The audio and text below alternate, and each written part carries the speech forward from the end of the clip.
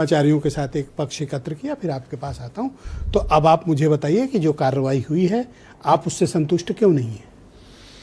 देखिए ब्रजेश जी, मुझे लगता है कि सभी धर्माचार्य लोगों ने अपनी अपनी बात रखी है और हम लोग मन मस्तिष्क से सभी साधु संतों का सम्मान करते हैं। लेकिन हमारे नेता आदरणीय अखिलेश यादव जी ने भी एक बात कही है कि इससे ज्यादा अमर्यादित घटना कोई नहीं हो सकती, और ये सीधे दो लोगों के बीच की लड़ाई है, दान भक्त और राम भक्त। दान भक्त और राम भक्त, ये उनके बीच की लड़ाई है, किसी दल की लड़ाई नहीं है, एक विचारधारा की लड़ाई है।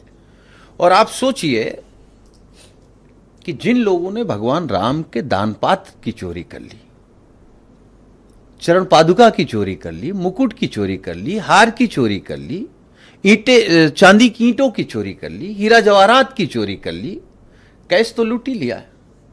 ये लोग कौन हैं? ये लोग हैं विश्व हिंदू परिषद, ये लोग हैं भारतीय जनता पार्टी,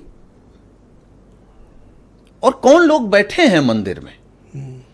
आज लुटेरों को अगर यह कहा जाए कि महाराज हैं, उन्होंने पूरा जीवन लगा दिया है साबूदाना खा के, साबूदाना खा के, तो साबूदाना खाने वाले लोग क्या चोरी करते हैं? और सर मैं तो अरब पतियों को दाल सूप पीते देखा हूं। राजू दास जी मुझे एक बार बताएं। मैं हमेशा एक बात कहता हूं कि इनकी मनसा समझिए कि जिन लोगों ने 1400 करोड़ रुपए खा लिए हों तब जब भगवान राम मंदिर के आंदोलन चल रहा था, जमीन घोटाला कर लिया हो तब जब भगवान राम का भव्य मंदिर बनने के लिए तैयारियां चल रही थी, और मंदिर बनने के बाद आपने सब कुछ लूट लिया, तो मनसा तो साफ है कि ये कौन लोग हैं। और मैं आपकी उस बात से, और अभी आदरणीय जी भी कह रहे थे कि भगवान राम जीवंत है, ये ठीक है, कण कण में है, जीवंत है।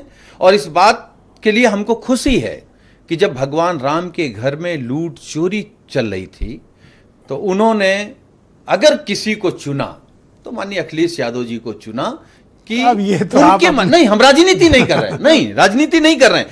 भगवान राम उत्तर प्रदेश के मुख्यमंत्री जी को भी चुन सकते थे, नहीं चुना है? भगवान राम उत्तर प्रदेश के मुख्यमंत्री जी को भी चुन सकते थे, नहीं चुना।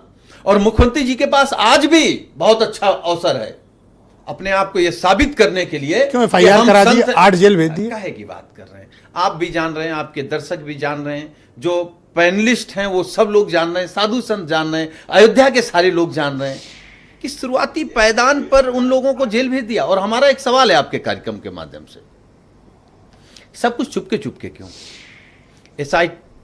SIT आपने बना दिया चुपके चुपके, FIR करा दिया चुपके चुपके, गिरफ्तारी करा ली चुपके चुपके, जेल भेजा और जेल भेज दिया चुपके चुपके। क्यों? क्योंकि वो वैचारिक रूप से आपके लोग हैं, आपके अपने हैं, आपके घर के हैं। तो आप समझ लीजिए, और मैं एक बात बहुत मन से कह रहा हूं, और उसको राजनीति से बिल्कुल आप मत लीजिएगा, और आपके दर्शक भी ना लें। भगवान राम के घर में चोरी हुई है, उसके बावजूद भी अगर कोई सनातनी और राम भक्त आवाज नहीं उठा रहा है, वो किसी भी दल में हो, किसी भी विचारधारा का हो, हम लोग दल से मतलब नहीं है, जहां आस्था भगवान और धर्म है, तो आप सोचिए जो लोग भी आज भी उन लुटेरों को बचाने का काम कर रहे हैं। आपने भी कहा कि शास्त्र के और भगवान की जो सजा है वो कितने 60,000 साल मल के कीड़ा। मैं उस पर जा ही नहीं रहा हूं, मैं ये कह रहा हूं अभी जीवित रहते आपको कोड़ पड़ेगा जो लोग भी उन लुटेरों को बचाने का प्रयास। आपका सनातन प्रेम देख के कहीं बीजेपी वाले रोने न लगे, मुझे तो बड़ा। देखिए, दो बातें हैं ब्रजेश जी, हम ये नहीं कह रहे हैं कि कोई हमसे छोटा हिंदू है या सनातनी। हम आपके कार्यक्रम में दावे के साथ कह रहे हैं कि हमसे बड़ा भी सनातनी कोई है। अब आजकल वो तो वही की ओर चल रही है। सवाल ये नहीं है, सवाल ये है कि भारतीय जनता पार्टी के बारे में हमारे नेता ने एक बात और कही है, धर्म की आपने बात कही ना, बीजेपी का धर्म ही केवल धन है।